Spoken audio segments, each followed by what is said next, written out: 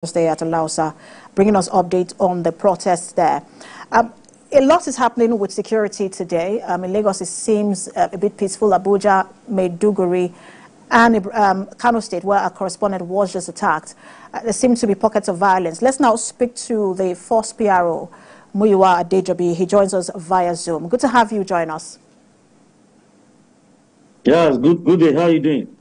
I'm very well, but you know, we have protesters on the streets who are trying to make their demands known, whether for or against. We see it largely peaceful in Lagos, but in Abuja there seems to be. We understand that even at the Eagle Square, we had like the police firing tear gas on protesters about 3 times. What's the latest? You know, what can you tell us about that? Well, I didn't expect to have anybody assemble at the Eagle Square, because aside from the fact that there was a court injunction to that effect, the Eagle Square has never been part of the places to converge on Abuja.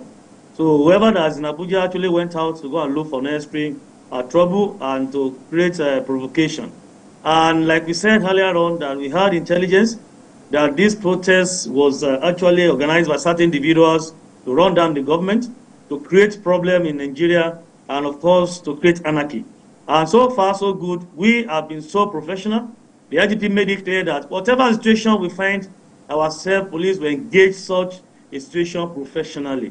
So far so good. We have been so professional. Well, I want Nigerians and all our leaders to see that most of the people that are actually out, according to our earlier statements, that they are out to foment trouble. You can see, monitor all the protests across the country. Where we have pockets of violence, you can see that they actually out for necessary violence.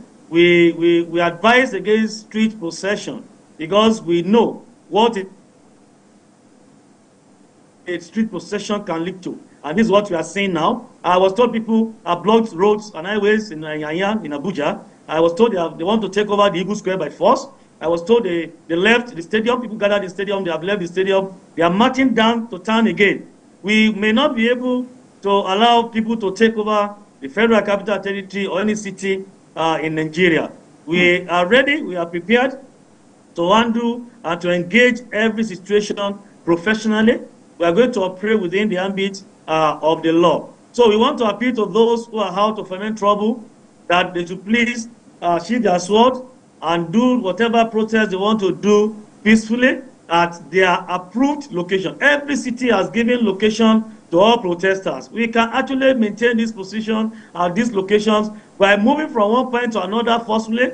There was a place they've been stoning officers, they've been stoning security agents, they've been vandalizing. I was told in Cuba, they have been attacking passers-by, innocent Nigerians like them. I don't want to believe this is a protest again. I want to see that we have some elements who are actually out, according to our earlier intelligence, that they want to foment trouble in Nigeria, and this we will not allow. This will not accept from any group in Nigeria. And those who are shown interest... If I may quickly come in here, because we see a situation in Lagos where the protesters are saying, look, because they suspect ulterior motive, they are not going to go into the park. That's the Freedom Park. They are staying on the streets.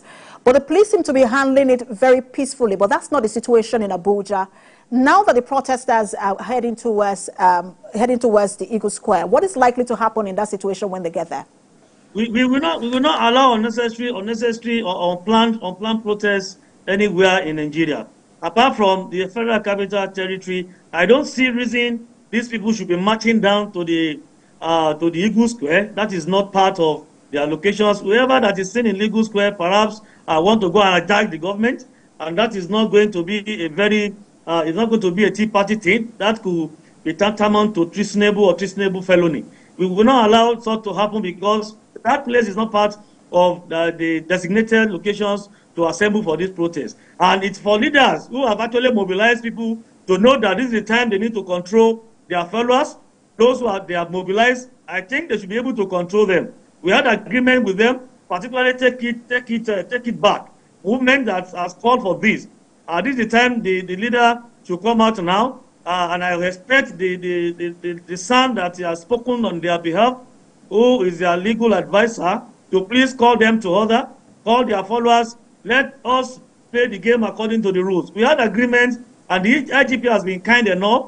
he listened to them, he engaged them on a virtual meeting, and we have been engaging them. The IGP has given them how the privileges of having certain places and giving them certain advice so that we will not run foul of the law, we will not cause anarchy. If at all we love Nigeria and we are trying to make sure we have better governance in Nigeria, we should not take it this way. And the way the thing is going, if we are not careful, we may not be able to have a very smooth protest, and it's so peaceful protest in Nigeria. You can see marching from the stadium up to town alone is going to cause hardship to many individuals who are going about their lawful businesses. It's going to cause hardship, and that is the road to the airport, international route, so to say. Blocking these routes may not help us. Maraba, Yanya Aziz to Nasarawa, the blockage there is not going to be okay for anybody. When you enjoy your fundamental human rights, Section 40 has given room for people to come, to assemble, to associate, and to express their feelings.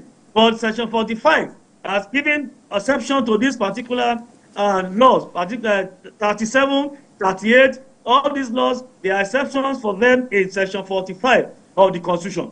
We would not allow anarchy, disorderliness, or brouhaha in any part of we'll come back to Abuja in just a moment, but in states like Maiduguri, in states like Borno, in states like Kano State, where our correspondent was attacked, and then we also heard that, of course, Abuja, you mentioned the Yanya area and the Dutse area as well.